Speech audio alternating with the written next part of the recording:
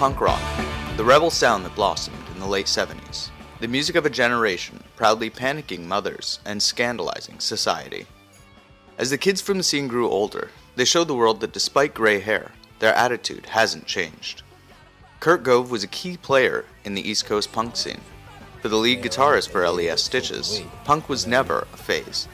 I just sort of snowballed. Just couldn't let it go and just kept going. To winding up with Lower East Side Stitches, US Bombs, Radix, whatever. Just kept going. Infectious disease that it is.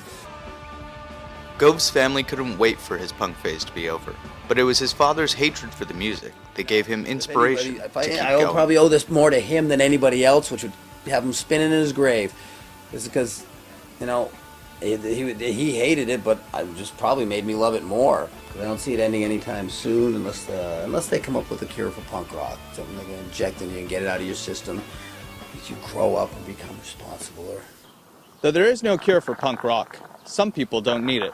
Like Paul Gott, lead singer of the Ripcords and producer for the CBC, who traded the punk house for the townhouse. Gott managed to keep his commitment to punk rock despite growing up and getting a job. People, when they go into a job, they negotiate salary, they negotiate vacation. I just kind of go in and say, no dress code.